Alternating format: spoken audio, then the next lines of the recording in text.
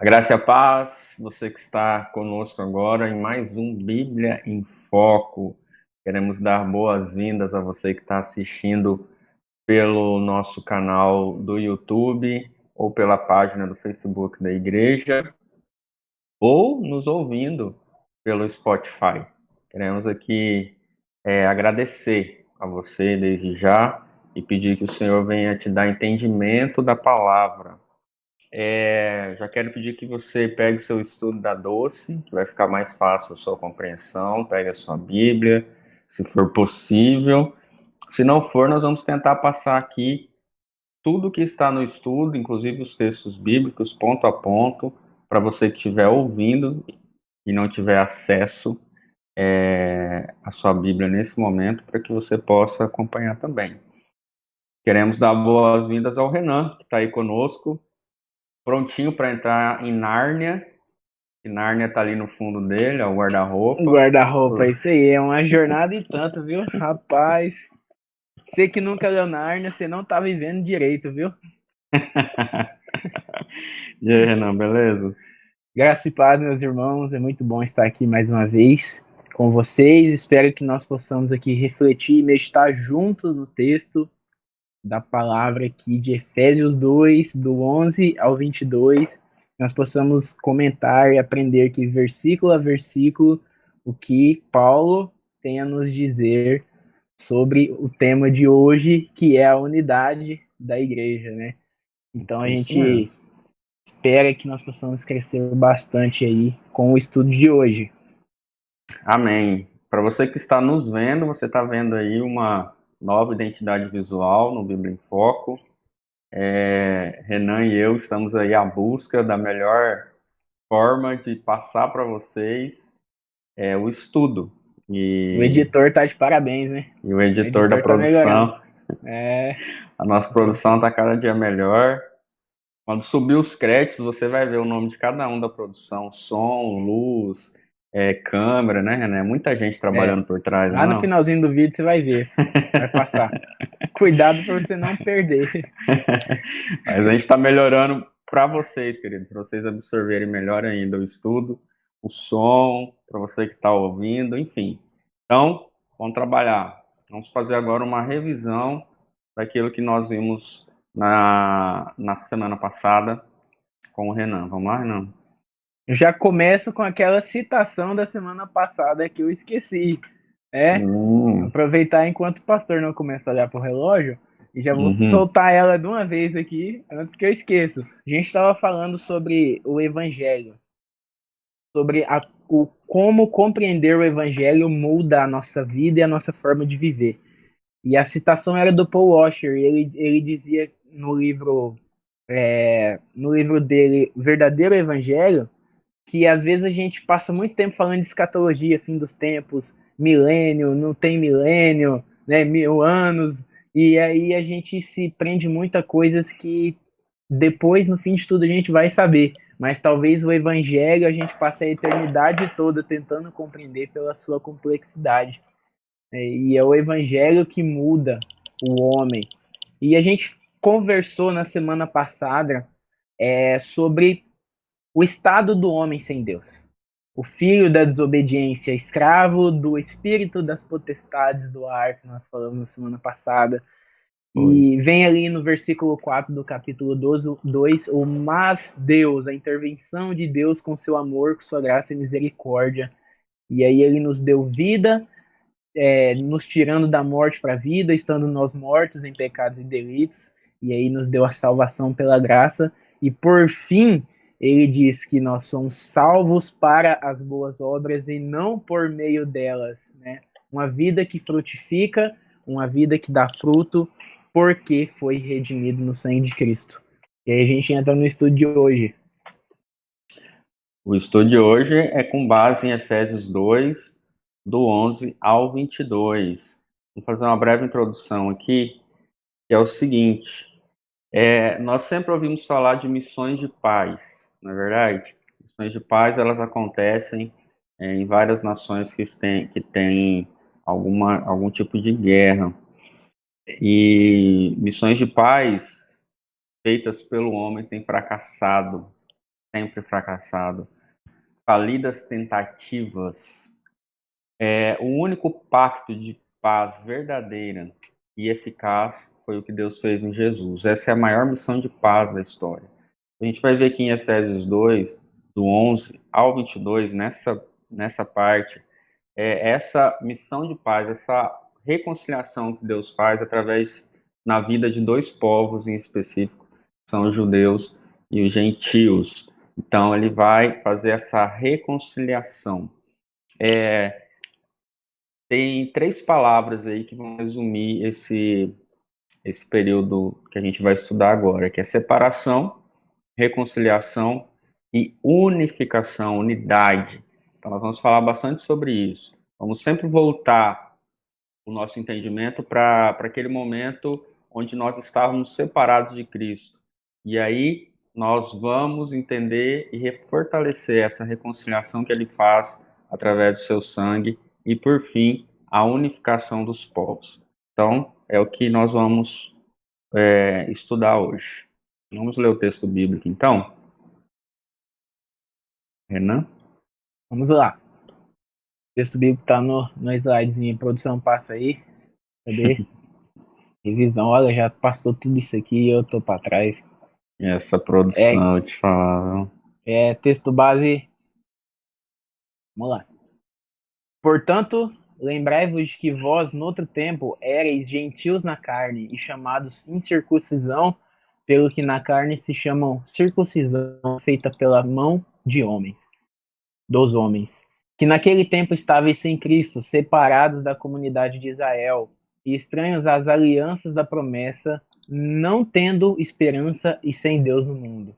Mas agora, em Cristo Jesus, vós que antes estáveis longe, já pelo sangue de Cristo chegastes perto. Porque ele é a nossa paz, o qual de ambos os povos fez um, e derrubando a parede da separação que estava no meio, na sua carne desfez a inimizade, isto é, a lei dos mandamentos que consistia em ordenanças, para criar em si mesmo dos dois um novo homem, fazendo a paz, e pela cruz reconciliar ambos com Deus em um corpo, matando com ela as inimizades. E vindo ele, evangelizou a paz, a vós que estáveis longe e aos que estavam perto, porque por ele ambos temos acesso ao Pai em um mesmo Espírito, assim que já não sois estrangeiros nem forasteiros, mas concidadãos dos santos e da família de Deus, edificados sobre o fundamento dos apóstolos e dos profetas, de que Jesus Cristo é a principal pedra da esquina, no qual todo edifício bem ajustado cresce para templo santo no Senhor, no qual também vós juntamente sois edificados para a morada de Deus em espírito. Muito bem, nós vamos para o ponto 1, que diz o seguinte: a hostilidade entre os seres humanos não é uma invenção dos últimos séculos. Já tem se alastrado desde a queda da humanidade, quando escolhemos ser hostis a Deus. Nada é menos cruel do que esse colapso nos relacionamentos humanos. Somos estranhos no mundo em que deveríamos nos sentir em casa. Somos alienígenas em lugar de cidadãos. Então, 1.1, que é a nossa primeira pergunta do estudo, diz o seguinte: ao refletir sobre o seu mundo, quais os exemplos de hostilidade entre grupos que vêm à mente? Vamos lá, Renan? Essa pergunta ela é muito interessante a gente pensar sobre ela, que o que a gente encontra hoje é divisão. Divisão de classes, de povos, e divisões de todo quanto é tipo que a gente consegue imaginar. Nós começamos aqui a enumerar algumas, sabe? A gente encontra conflitos de nações por poder. Antigamente haviam-se muito mais guerras do que hoje, mas as guerras continuam, guerras comerciais por poder, por dinheiro, né, por soberania. Então, isso continua. Eu lembrei daquele conflito muito conhecido na Bíblia ali entre judeus e árabes, né? Aquele confronto no Oriente Médio que se estende até hoje, que é fruto da descendência de Abraão, né? Uhum. Através do seu filho Isaac, que foi o filho escolhido, o filho da promessa que veio a partir de Sara, e o seu filho Ismael, que foi filho da sua concubina Agar, e isso se estende até hoje. E a gente poderia colocar hostilidades no nosso meio de tudo quanto jeito. Nas escolas a gente escuta de bullying, assim, de hostilidade contra o diferente. Aí vai uma pessoa dessa que sofreu na escola, se revolta e entra e faz uma atrocidade dentro da escola. Isso tem aumentado, né? A gente consegue ver hoje uma guerra entre raças, sabe? Em que uma raça, uma cor é predominante ou tem mais direitos do que as outras. A gente viu aquele caso do George Floyd nos Estados Unidos, né, que foi terrível, né? Apesar de que a gente encontra alguns exageros, porque o homem pecador, ele tenta redimir alguma coisa e até mesmo na sua bondade ele acaba fazendo maldade, né? Então, É. assim, você encontra de um lado uma atrocidade feita contra um homem, né? E de outro lado, pessoas protestando, gritando Black Lives Matter, entrando dentro de igrejas e quebrando tudo, quebrando propriedades privadas e, assim, às vezes até de próprios negros, né? Como eu vi alguns vídeos, e a gente fica pensando, né? Rico contra pobre, conflitos de gerações, a gente encontra isso muito dentro da igreja, infelizmente. Às vezes a gente não consegue conversar muito bem As os mais gerações não novos, né? conversam, né? A gente não consegue se alinhar, passar o mais velho passando o bastão para o mais novo. O mais novo não consegue também respeitar, não consegue se submeter, né, ao mais velho, que sabe mais do que ele. Então a gente vive nessa. É socialismo, é capitalismo, é direita, é esquerda, e a gente fica nesses conflitos. E, assim, é claro que a gente não vai entrar aqui no mérito, né? Assim, a gente vai. Eu não vou falar que não existam posições que são mais maléficas ou mais benéficas. É porque a gente basta olhar para os Estados Unidos que a gente sabe que lá é muito melhor se viver do que na Alemanha nazista do Hitler e na Itália fascista do Benito Mussolini, né? Isso é óbvio, mas o foco aqui não é esse. O foco é que o mundo vive em confrontos e hostilidades de grupos, e isso se dá ao fato de visões e pensamentos diferentes. E aí o ponto do estudo é isso, é trazer uma nova unidade em Cristo Jesus. Então, o cristão, a lente pela qual ele vê a vida e o mundo é a cosmovisão cristã. Cosmovisão significa visão de mundo. Então, a visão de mundo do cristão é a visão cristã.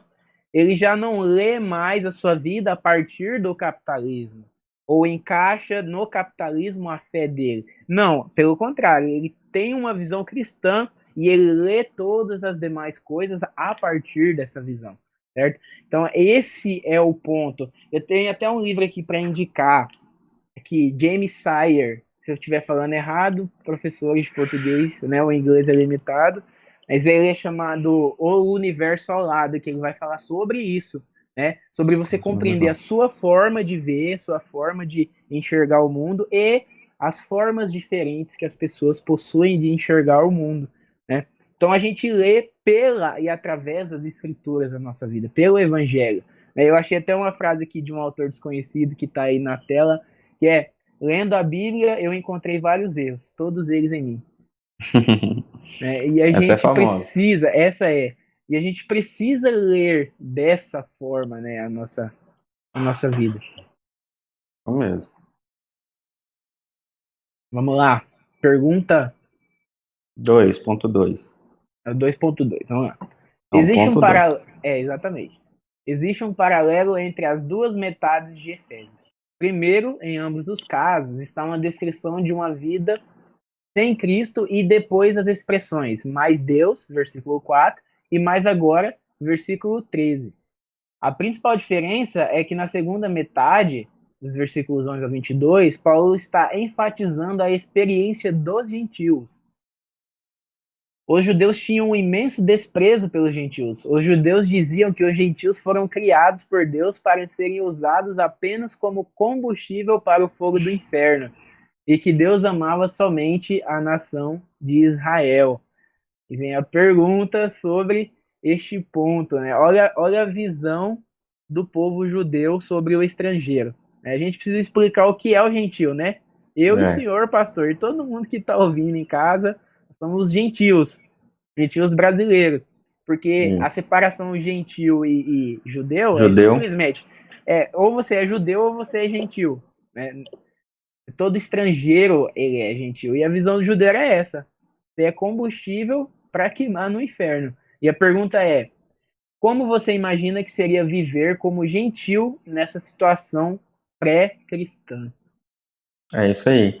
Essa diferença que os gentios tinham em relação aos judeus é gritante. Olha a forma como eles tratavam os gentios. Eu coloquei alguns exemplos aqui, que não está aí na tela, mas é o seguinte: casamento de judeu com gentil, o judeu, se o Renan fosse um judeu e casasse com uma gentia, a família dele ia o considerar como morto. Um gentil, o nascimento de um gentil era considerado terrível.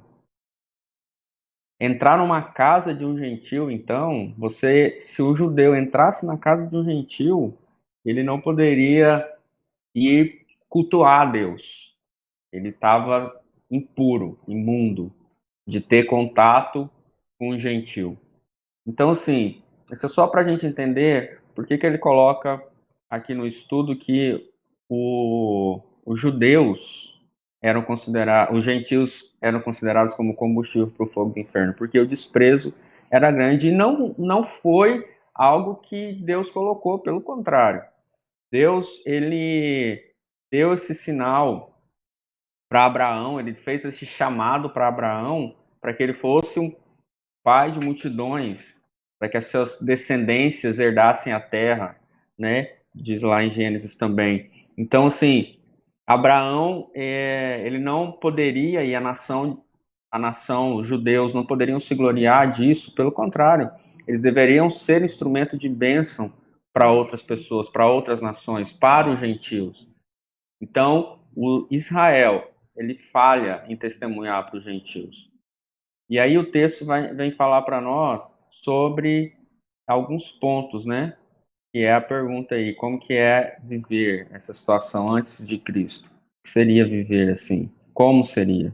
Então o texto coloca para a gente que, em primeiro lugar, eles estavam sem Cristo. Eles não tinham nenhuma relação com o Senhor. Eles não tinham nenhum contato pessoal com o Senhor. Eles adoravam outros deuses. Inclusive, a principal delas era Diana. Então, eles adoravam deuses que eram orgulhosos, deuses que precisavam de alguns cerimoniais ali, enfim.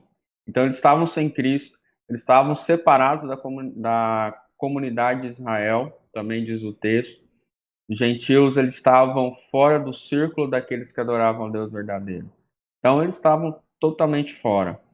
E aí, a única maneira dele desfrutar dessas bênçãos era ser um prosélito. O que é ser um prosélito? É um recém-chegado, um visitante, um forasteiro. Era alguém que era um gentil que se convertia à religião judaica. Então, aí ele vinha ter essas bênçãos. Um exemplo de pessoas assim foram Raabe e Ruth, que eram prosélitas.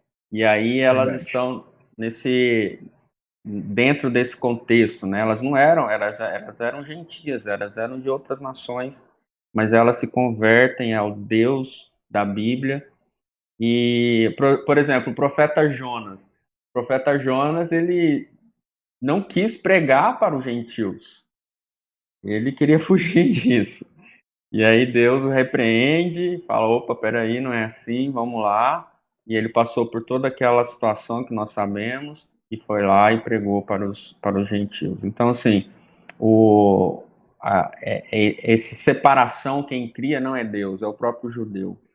E aí, eles eram estranhos às alianças da promessa, né, aquela descendência, eles eram indiferentes a isso, a promessa que Deus fez para Abraão. Eles não tinham esperança, não tinha esperança de vitória sobre a morte, também diz o texto, e o texto termina dizendo que eles viviam sem Deus no mundo, não tinham esperança, tinham muitos deuses, mas não conheciam o Deus verdadeiro, tá? Então, é isso. Agora o Renan vai dar uma complementada aí. Assim, lá em Gênesis 26:4, o que é que Deus disse para Abraão, né? E multiplicarei a tua descendência como as estrelas do céu e darei à tua descendência todas essas terras. Aí a promessa da terra. E ele acrescenta: e por meio dela serão Serão benditas benditas. todas as nações da terra. Já era um prenúncio de Cristo ali vindo e abençoando todas as nações, né? Uhum. Então, mas o judeu, ele simplesmente ele não, com o decorrer do tempo, com cerimônias, com leis criadas, né, com esse orgulho de uma nação, né, do Deus vivo, eles acabaram se perdendo aí no meio do caminho. Isso. E lá em Atos 17 ou 18, eu acho que 18, mostra a dificuldade que Paulo teve em Éfeso justamente por causa da Artemis, né? A deusa Artemis, a Diana dos Efésios, porque ela era um centro de adoração a essa deusa. Ela tinha um templo. E se você ler lá, você vai ver que Paulo teve grandes dificuldades, porque eles eram um povo muito religioso, né? Tem esse livro aqui, ó, do J.K. Chesterton, O homem O Homem eterno. Eterno. Eu tenho aqui. Ele, esse livro aqui, ele é muito bom porque ele vai falar do homem como um ser religioso desde sempre e que ele sempre foi alguém buscando encontrar o sentido da vida, a transcendência, algo além dele, né?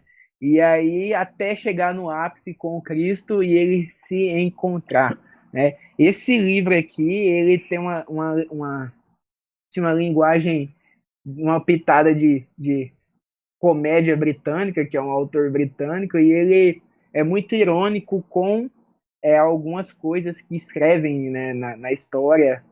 E assim, para quem não conhece, ele aqui está escrito assim, ó, mensagem envolvente que impulsionou C.S. Lewis, autor de As Crônicas de Nárnia, né, do guarda-roupa, a abandonar o ateísmo e aventurar-se na jornada proposta por Chester. Então esse Bacana. livro aqui foi um que ajudou. Mas o ponto aqui é, o homem sempre foi esse ser religioso. Né? Os exércitos tinham as divindades, né, que representavam os seus exércitos, e ali eram deuses batalhando entre si, né? Então é sempre essa Uhum. busca incessante pelo Incessante. sentido. Aí no verso 19, Paulo diz, né? Vocês eram estrangeiros e não são mais, nem estrangeiros, nem forasteiros, agora vocês estão ali congregados em Cristo. Então a gente deu um panorama aqui de como seria viver, que é a pergunta, como um gentil na época. Então, assim, resumindo, não seria fácil, não. Era os judeus pegavam pesado com os gentios, tinham essa separação. A gente vai ver ali para frente quais formas de separação se dava ainda mais na vida dos gentios e judeus. 2.2. O que fez Jesus pelos gentios? O, o que É, Jesus fez pelos gentios? ou é isso mesmo. é, Aqui a gente encontra mais uma vez aquele contraponto, né? Do versículo 1 ao versículo 10. Paulo fez aquele contraponto da humanidade caída com a nova humanidade em Cristo. E agora ele Isso. faz esse paralelo a Mas. separação, né? A separação do povo judeu com os gentios. E ele entra com esse mas agora em Cristo. Né? Esse em Cristo significa, assim, estamos nele, em toda a sua obra, em tudo que ele fez. Ele veio em carne, nos tornou um só neles, morreu na cruz, foi sepultado, ressuscitou, está à direita de Deus, levou todos os nossos pecados, as nossas feridas, as nossas enfermidades. E em Cristo nós somos isso também, assim como os judeus, certo? Então Cristo promoveu essa aproximação dos gentios com os judeus através de seu sangue. É isso aí. É esse mas agora que é a mudança, né? É onde o mas agora é a intervenção de Deus. Muito bom. Vamos lá? 3. Pergunta. Leia Efésios 2, do 14 ao 18. Leia junto com seu grupo, porque nós temos que correr com o tempo. Como Jesus aproximou judeus e gentios. Isso aí. Na verdade, a gente já leu lá no início, né? Eu quero separar aqui para vocês, através de uma palavra, como Jesus aproximou judeus e gentios. Inimizade. Existia uma inimizade entre judeus e gentios, existia também uma inimizade entre os pecadores e Deus. Então, entre os judeus e gentios, eles eram diferentes, como a gente já viu aí em muitas coisas. E eu coloco mais a questão da religião que a gente viu, também na forma de comer, de vestir. No templo de Jerusalém tinha um muro dos gentios, que separava o átrio do exterior dos gentios de Israel. Então existia um muro real, um muro físico. Então essa barreira, até eu não coloquei, mas Flávio Josefo, escritor muito famoso, ele e bem contemporâneo, bem antigo, ele diz o seguinte, bem antigo, ele diz o seguinte: nenhum estrangeiro deve entrar dentro do recinto do templo. Todo aquele que for apanhado ali deve atribuir a si própria a culpa, cuja consequência é a morte. Então, assim, nesse muro dos gentios só podiam passar pro santuário quem era judeu. Então, havia essa inimizade, essa separação. O muro também fazia essa distinção entre puro e impuro, né? Fazia essa distinção de gentio eram os impuros, é claro, os judeus eram os puros. Então, assim, havia também essa diferenciação. Então, para que os judeus e gentios fossem de fato reconciliados, tinha que derrubar essa parede. O véu tinha que ser rasgado, né? A maldição, então, dessa lei recai sobre Jesus, ele se faz maldição em nosso lugar, e agora o Senhor Jesus é Senhor de judeus e gentios. Então havia essa separação, essa inimizade entre judeus e gentios, e também havia essa inimizade entre os pecadores e Deus. Então, como Jesus aproxima? Jesus aproxima derrubando essas barreiras, rompendo, né, rasgando o véu do templo, que é outro termo que a palavra de Deus usa. Então, não apenas os gentios precisavam ser reconciliados, mas os judeus também precisavam.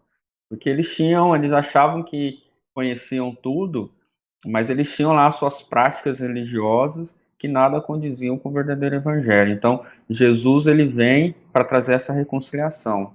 Então, a cruz de Cristo destrói essa inimizade entre Deus e o homem e, paralelo a isso, entre judeu e gentil. Não é Deus que se reconcilia com o homem, mas o homem que se reconcilia com Deus, pois foi o pecado que criou a separação e a inimizade. Então, Paulo agora diz que por meio de Jesus, judeus e gentios têm acesso ao Pai através de um Espírito. A gente vai ver isso também daqui a pouco. Muito bom. A reconciliação que Jesus promove ali no versículo 14, só reforçando a ideia do muro, com a citação do Augusto Nicodemos, que você está vendo na tela, ele fala, né, no templo de Jerusalém havia um muro chamado Muro dos Gentios, só os gentios podiam passar por esse muro, porque dali para frente entravam no santuário para adorarem a Deus. No versículo 15 fala que Cristo aboliu na sua carne a lei em forma de ordenanças, né? A gente vai falar um pouquinho disso ali, um pouquinho mais para frente, né? A gente não precisa se prender nisso aqui agora. No versículo 16, pela cruz houve essa reconciliação entre si e com Deus, destruindo todas a inimizade. Cristo morreu para reconciliar os povos, né? Não pessoas, mas povos, nações, né? É uma coisa mais ampla. No versículo 18: por ele ambos temos acesso ao Pai no mesmo Espírito. É isso, como Jesus, é assim que Jesus aproximou os judeus e os gentios. Alguns detalhes aqui a gente vai estar respondendo com mais detalhes nas perguntas, né? Isso aí. Então vamos lá, próximo ponto é o ponto 4. É isso? Isso. Tá na tela? Tá na tela. Produção. Então vamos lá. Versículo 15. O apóstolo Paulo diz que Cristo aboliu a lei. Oh, perdão, queridos. No verso 15, o apóstolo Paulo diz que Cristo aboliu a lei. Mas o próprio Cristo declarou o contrário, que ele não veio para abolir, e sim para cumprir. Para explicar isso, precisamos separar o tipo de lei que cada um está falando. Jesus, quando declarou isso no Sermão do Monte, estava se referindo à lei moral. Paulo, no entanto, se refere à lei cerimonial praticada pelos fariseus, que governavam os relacionamentos pessoais com as suas, entre aspas, regras e regulamentos, que inclui sacrifícios materiais, normas alimentares e regras sobre o limpo e o imundo, ainda mais se tratando do ponto crucial de diferença entre judeus e gentios, a circuncisão, versículo 11. Então vamos lá à pergunta. Antes da Vamos lá, né? pergunta, a gente vai ponderar algumas coisas aí. A gente precisa entender o que significa o veio cumprir, aboliu, não aboliu, né? Em Mateus Jesus falou, eu vim cumprir, não vim abolir. E agora Paulo está falando que Paulo aboliu, né? Como que a gente entende isso, né? A gente precisa entender, assim, o que significa cumprir, né? Aqui o John Stott, a gente tem que sempre lembrar que quando a gente está lendo o John Stott, né? É o John Stott que fala isso, a gente tem que fazer a diferença das leis morais, leis cerimoniais, ou leis enquanto legislação, enquanto povo, enquanto nação que Israel tinha. E o que fica para trás e o que ainda se vigora, né? Quando diz que Jesus cumpriu, alguns desses cumprimentos são no sentido profético também, né? Como, por exemplo, o castigo que nos traz a paz estava sobre ele, e pelas suas pisaduras nós fomos sarados. Isso é uma profecia que se cumpre em Jesus. Então Jesus cumpriu ali algo escrito no Antigo Testamento, e ele cumpriu e finalizou em Jesus, certo? Agora nós temos alguns exemplos de Jesus cumprindo e expandindo o sentido. Né? Quando o Antigo Testamento fala assim, que quem deitar com uma mulher, que não seja sua esposa, comete adultério, Jesus fala assim, mas eu digo que se você olhar para uma mulher com um olhar impuro, você já cometeu adultério. Então Jesus, ele, além de trazer o mandamento, ele amplia esse mandamento, ele dá uma visão maior para esse mandamento, ele amplia o significado de muitas coisas. Então, ame o seu amigo e odeie os seus inimigos. Jesus fala, que coisa tem, ou que glória tem, né, ou que valor tem você amar os seus amigos. Isso qualquer pessoa faz. Eu falo que vocês têm que amar os seus inimigos, né? Até o Chaves disse isso, né? As pessoas boas devem amar seus inimigos. Mas a gente precisa entender, quando Jesus fala lá em Mateus 11:28, né? Vinde a mim, todos vós que estáis cansados e sobrecarregados, e eu vos aliviarei. Aprendei de mim, que sou manso e humilde de coração. O meu jugo é suave e o meu fardo é leve. Fardo é leve. A gente precisa entender o que é jugo, porque senão a gente acha que jugo e fardo é a mesma coisa, mas o jugo era quando um rabi ou um mestre da lei, ele tinha sua própria interpretação da lei. Então Jesus, ele se coloca na posição de dizer, eu tenho o meu jugo, a minha interpretação de tudo da lei. Então, eu digo para você que o meu jugo é suave.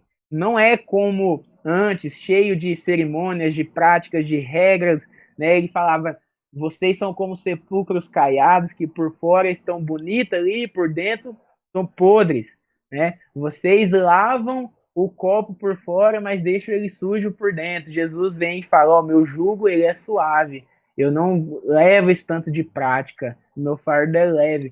Então é isso que Jesus fez. Em algum sentido, algumas leis cerimoniais ficaram para trás. Outras foram cumpridas com a vinda de Jesus. E alguns outros, Jesus traz uma nova significância para o Novo Testamento.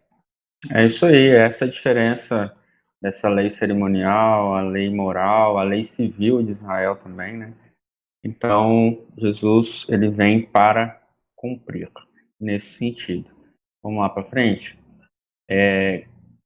Qual é a significância do fato de que Jesus evangelizou a paz a vós todos que estavam longe e também aos que estavam perto? Versículo 17. Renan responde. A evangelização da paz aí é a própria obra, o evangelho que ele estava, até ali ele estava cumprindo e fazendo e construindo. Jesus, ele fez e concluiu a obra, era essa a obra do evangelho da paz que Jesus estava fazendo. E quando se fala de que estavam longe tanto os gentios quanto os judeus, nós precisamos entender o que significa. Vamos ler essa citação do Calvino aqui. Ele diz assim, ó: primeiramente, ele declara que a causa da salvação se radica na morte de Cristo. E então ele descreve a maneira como Cristo nos comunica, tanto a si mesmo, quanto os benefícios de sua morte. Aqui, porém, Paulo insiste principalmente na circunstância em que os gentios se unem aos judeus no reino de Deus. Tendo retratado Cristo como comum a ambos, o apóstolo agora os faz associados no evangelho, significando que, embora os judeus possuíssem a lei, dependiam igualmente do evangelho, e que Deus havia derramado sobre os gentios a mesma graça. Aqui que o evangelho é a mensagem da paz, porque por meio da qual Deus se nos declara favorável e nos proclama seu amor paternal. Retira-se o evangelho e a guerra e a inimizade permanecerão entre Deus e os homens. E em contrapartida, o efeito inevitável e normal do evangelho consiste em comunicar a paz e a tranquilidade à consciência, a qual de outra forma seria atormentada por angustiante inquietude.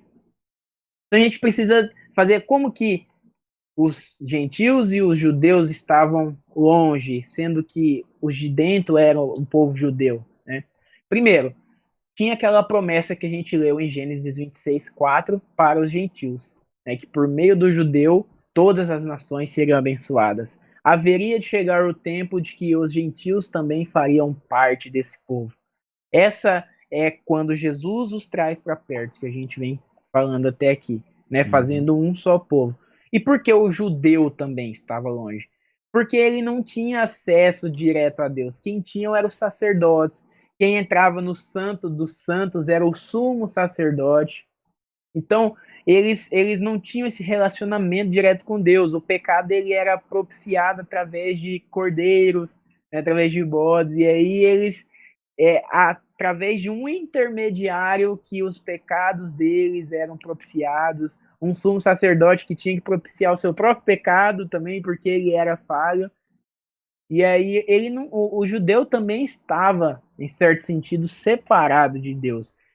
Meu pai fala para mim uma história e ele diz que quem diz é o meu tio José de Souza. Se não for, aí depois o pessoal esclarece com os dois lá. Mas eles falam que o sumo sacerdote, às vezes eles eram amarrados pelo tornozelo com a corda, que se ele não tivesse puro para entrar no Santo dos Santos, Deus matava ele lá mesmo. E aí, se demorasse muito, o pessoal só puxava pela cordinha para fora do Santo dos Tinha Santos. sinos, né, nas vestes. Exatamente, tinha os sinos nas vestes também. Então, o Se judeu... o sininho parou de tocar, filho, parou, alguma coisa aconteceu. Então, eles não tinham esse acesso. Eles precisavam de um mediador, precisavam de sacrifícios. E hoje, aí vem lá, 1 Timóteo 2:5. 1 Timóteo 2:5 fala assim, ó: porque há um só mediador porque há um só Deus e um só mediador entre Deus e os homens, Jesus Cristo, homem. Hoje nós não precisamos mais. Na obra de Cristo, tanto nós, gentios, quanto os judeus, eles não precisam mais de um mediador, pois Cristo é o mediador entre Deus e os homens. E Hebreus 7, 26 e 27 diz assim, sobre os sacrifícios: porque nos convia tal sumo sacerdote. Perdi, cadê? Porque nos convia tal sumo sacerdote, santo, inocente e imaculado, separado dos pecadores e feito mais sublimes do que os céus, que não necessitasse, como sumos sacerdotes, de oferecer cada dia sacrifícios, primeiramente por seus próprios pecados e depois pelo do povo, porque isto fez ele uma vez, oferecendo-se a si mesmo. Então Jesus, ele é o Cordeiro perfeito, como diz João, né, aquele que tira o pecado do mundo. E nós não precisamos mais de sacerdote, porque ele mesmo se fez, ele é o sacerdote perfeito e ele é também o sacrifício perfeito ao mesmo tempo. Então ele faz isso. A pergunta é: o que significa evangelizar a paz para os de longe e os de perto? Ele une na sua obra judeus Todos e os gentios. povos. É isso aí, Cristo é o mensageiro da paz, né? O evangelho, a mensagem da paz. Ele é a própria paz. Ele fez a paz e em Cristo judeus e gentios têm paz entre si e todos têm livre acesso a Deus. Então, Jesus reconcilia em si mesmo todos os povos. E só complementando aí o que o Renan falou. Vamos lá? 4.2. Que significa ter acesso ao Pai em um espírito? Verso 18. 18. O que a gente colocou no assunto anterior complementa e ajuda a responder essa pergunta aqui. Porque a gente falou de acesso a Deus. Então, ambos, gentios e judeus, eles tinham suas formas de acessar a Deus ou aos seus deuses, né? Então, tinha também um muro que dava o acesso deles a Deus. Então, os judeus, ele tinha um tipo de acesso limitado e os gentios também, um acesso limitado. Então, o que significa ter acesso ao Pai em um espírito é isso. Então, agora eles não têm mais as suas crenças pessoais em deuses ou em cerimônias. Hoje eles têm acesso, nós temos acesso a Deus Pai pelo sangue de Cristo. Cristo, ele é essa porta, como João declara, João 10:19, e sendo 10:9, perdão, e sendo conduzidos pelo Espírito. Então, olha que legal. Então, hoje tem apenas um acesso a Deus Pai, pelo sangue de Cristo, e somos conduzidos, levados pelo Espírito Santo. Né? O Espírito Santo nos conduz. Aí o Hebreus 10, do 19 ao 23, vai falar assim: tendo, pois, irmãos, ousadia para entrar no santuário pelo sangue de Jesus, pelo novo e vivo caminho que ele nos consagrou pelo véu, isso é, pela sua carne, e tendo um grande sacerdote sobre a casa de Deus. Agora eles não precisariam mais dos sacerdotes para fazer lá a propiciação pelos seus pecados. Cheguemos-nos com verdadeiro coração e inteireza de fé, tendo os corações purificados da má consciência, o corpo lavado com água limpa, retenhamos firmes a confissão da nossa esperança, porque fiel é o que prometeu. Complementando aí, Renan, o que significa ter acesso ao Pai em um espírito? Só vou ler uma citação do Calvino que ele diz uma coisa muito interessante justamente sobre João 10, né? Você está muito calvinista, viu? É. Deixa Só um quieto. pouquinho, só um pouquinho. Aqui ele diz o seguinte no seu comentário aos Efésios, ó. Ora, é Cristo quem nos abre a porta. Aliás, ele mesmo é a porta. Ele coloca, ele abre, ele é a porta. João 10:9. E acrescenta, em um mesmo espírito, por cuja direção e orientação nos achegamos a Cristo e por meio de quem clamamos, Abba Pai. Romanos 8:15. Porque é dele que emana aquela ousadia que nos conduz ao acesso. Então ele coloca aqui que Jesus, ele abre a porta, ele é a porta e ele é quem nos traz e nos conduz ao acesso desse caminho. Os judeus possuíam vários meios de aproximação de Deus, Agora todos possuem apenas um meio, a saber, deixando-se conduzir pelo Espírito de Deus. Muito bem. Ponto 5. O status dos gentios mudou drasticamente. Em vez de refugiados, agora eles tinham um lar. Em Efésios, leia Efésios 2, do 19 a 22. Qual é o resultado final de Cristo qual é o resultado final de Cristo ter destruído a parede de hostilidade? Vamos olhar para os versículos aqui agora. O 19, ele vai dizer sobre que nós não somos mais estrangeiros ou forasteiros. Isso nos dá uma condição de pertencimento agora à nova pátria celestial. Certo? Nós somos concidadãos dos céus agora e membros da família de Deus. Então ele nos dá uma família e uma nação. Nós fazemos agora, nós somos pertencentes a um povo. Aí ele fala, um povo unido, e as diferenças não devem separar. No versículo 22, ele fala que nós estamos sendo construídos, as paredes estão sendo levantadas, e nós, como diz em outro texto, nós somos as pedras vivas desse edifício, e Jesus ele é o fundamento dessa construção. Deus habita no meio do seu povo, e nós somos o edifício onde Deus habita. Então nós somos pátria, família e edifício. Isso aí. Vamos para frente.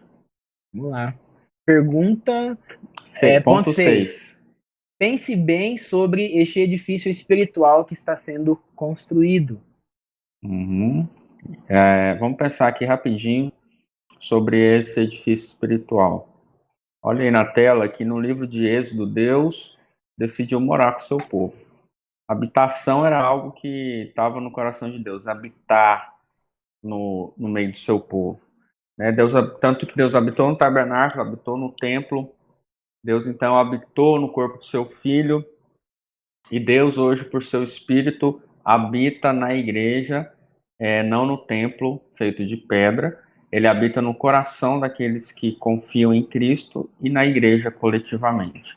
Então, habitar é uma ideia de Deus, essa ideia de habitação, de morada, então esse edifício espiritual que a gente está vendo aí sendo construído, que foi construído tendo Jesus como nós vamos ver daqui a pouco a pedra angular, é um projeto de Deus. Habitação, habitar no meio do seu povo, habitar na vida do seu povo é algo que Deus constituiu desde o início. Aí vem a pergunta, né? Eu que respondo. De que maneira os apóstolos e os profetas são o fundamento? Aos apóstolos e profetas, a palavra de Deus foi revelada de modo único. Então, os apóstolos no Novo Testamento, os profetas no Antigo Testamento, então é a palavra de Deus sendo revelada, é Cristo sendo revelado através dessa palavra, da sua palavra. Então, os apóstolos e profetas plenos do Espírito Santo, guiados pelo Espírito Santo, tiveram uma participação indispensável nessa construção. Por terem recebido, crido e testemunhado essa palavra, eles foram o início da construção sobre qual outros deveriam ser edificados. Cristo é quem dá à igreja unidade e solidez.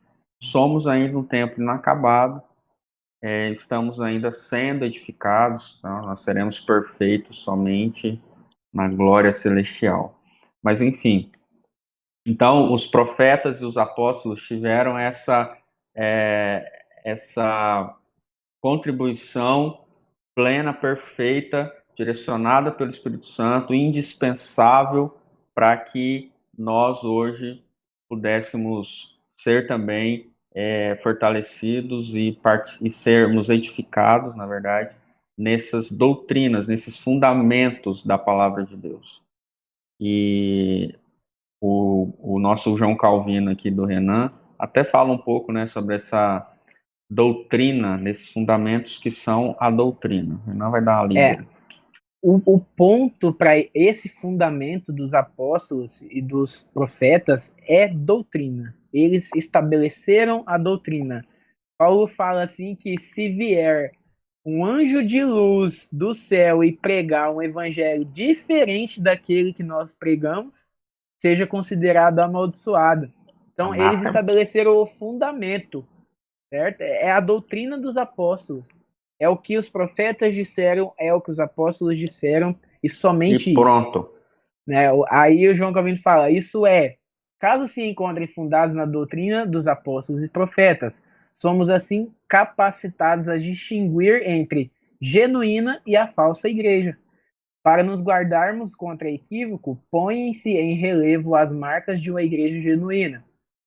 Fundamento nessa passagem inquestionavelmente significa doutrina, porquanto o apóstolo não faz menção de patriarcas nem de reis piedosos, mas tão somente daqueles que detêm o ofício de ensinar e a quem Deus designou para edificar em sua igreja.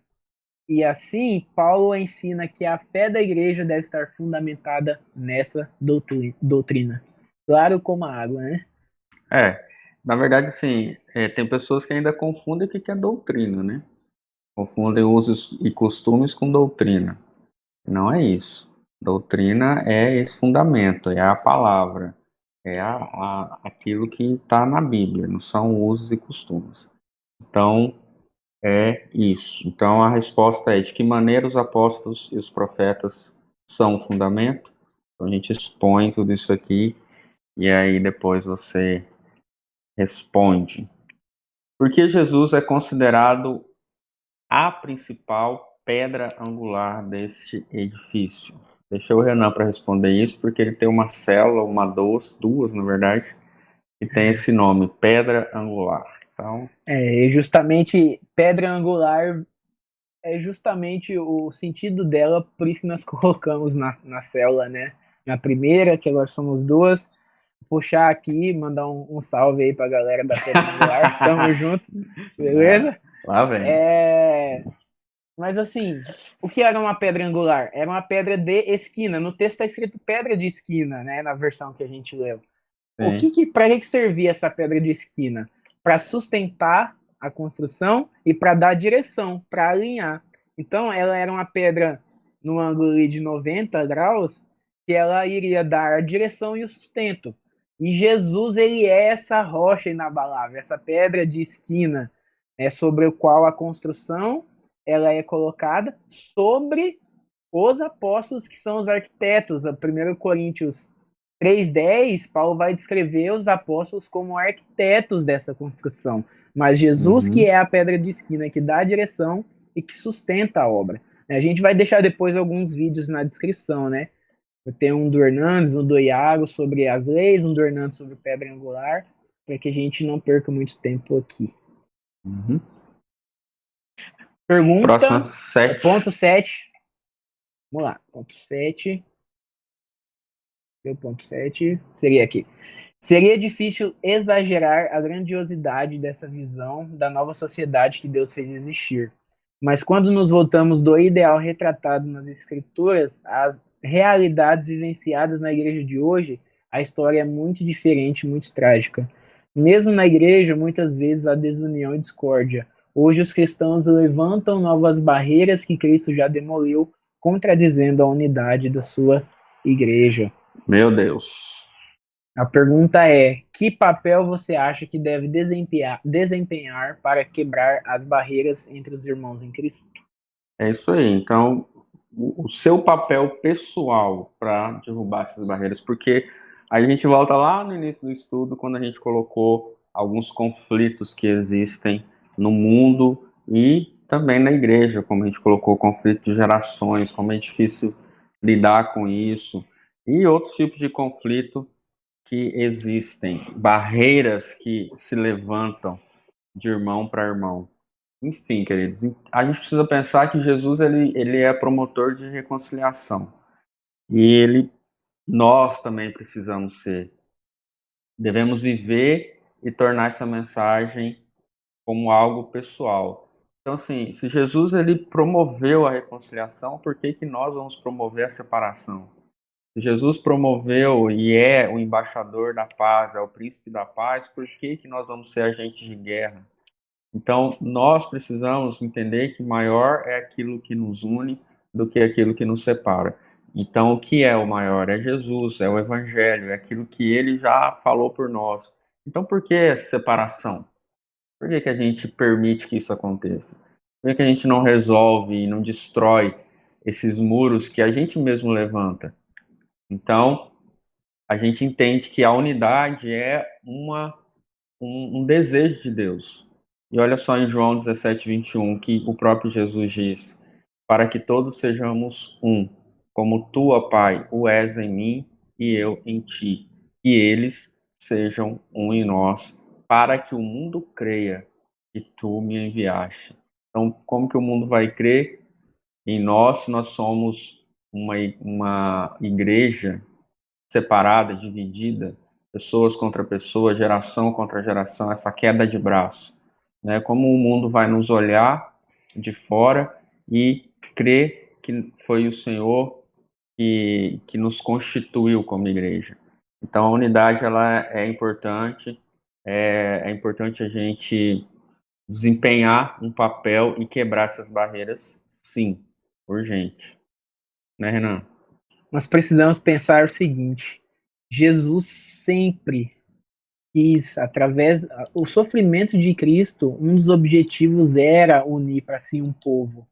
Se em Gênesis já houve a promessa de que por meio dos judeus todas as nações seriam abençoadas, já houve desde ali do cordeiro que foi morto antes da fundação do mundo, de Efésios 1, já houve ali o desejo de que em Cristo um só povo congregasse. Então, qual que é o nosso papel? Compreender que o sofrimento de Cristo abrange isso. Nós devemos viver na doutrina dos apóstolos, no evangelho, tolerar o irmão, perdoar, amar, viver um só pensamento, deixar de lado essas diferenças e ter Cristo como cabeça, como a pedra de esquina, né, como pedras de um edifício apenas, né, nas mãos, o vaso nas mãos do oleiro. Filipenses 2, 1 e 2, para eu encerrar minha fala, diz o seguinte: portanto, se há algum conforto em Cristo, se há alguma consolação de amor, se há alguma comunhão no Espírito, se há alguns estranháveis afetos e compaixão, completai o meu gozo, para que sintais o mesmo, tendo o mesmo amor, o mesmo ânimo, sentindo uma mesma coisa. Muito bom. Concluindo, louve a Deus por levá-lo para tão perto dele e de outros crentes quando você, que em certo tempo esteve tão distante. Peça que ele trabalhe em você a graça dele para que viva a verdade e já tenha sido derrubado o muro divisório da hostilidade entre os irmãos em Cristo, experimentando assim uma nova humanidade. Com essa conclusão, nós terminamos hoje o Bíblia em Foco. Agradecemos a você pela companhia até aqui e que isso possa ter abençoado sua vida, o seu entendimento da palavra, e que você possa usar isso aí como ferramenta no compartilhamento ali no seu grupo doce. Renan? Eu só oro a Deus para que a palavra dele encontre morada, né? Encontre morada nos nossos corações. Como diz o salmista, que o meditar do nosso coração seja agradável ao Senhor, para que nós possamos ser transformados como homens de natureza caída, em imagem e semelhança de Cristo, através da palavra. Que Deus abençoe a vida de todos vocês. Deus abençoe sua vida. Semana que vem nós temos mais um Bíblia em Foco. Lembrando que nós optamos por não fazer mais lives, né, Renan? Nós gravamos antes e disponibilizamos toda terça-feira, às 19 horas, no nosso canal no YouTube e na página oficial da Igreja PIB Lacerda no Facebook, tá bom? Estamos assim para que não haja interrupções, para que você acompanhe tudo certinho, mas o lançamento, a estreia do O Bíblia em chat está Foco correndo, né, em tempo real, você pode tempo interagir, real. tudo E certinho. se você quiser perguntar lá, a gente vai estar lá, a gente responde para você lá ou durante a semana ou aqui mesmo no Bíblia em Foco. Amém? Amém. Deus É abençoe, isso Renan. aí. Só faço uma homenagem ao meu pai e ao meu irmão, Real Madrid, campeão espanhol. Aí eu mando um abraço pro Eduardo Lopes e pro Ed Júnior também. Beleza, gurizada? Então, essa barreira aí a gente não vai conseguir quebrar, Não vai não, né? quebrar. Agora Até mais, gente. pode entrar em Nárnia aí, viu? Isso. Manda um abraço pra Aslan. Até mais, gente. Um abraço. Tchau, Tchau, pastor. Até mais. tchau.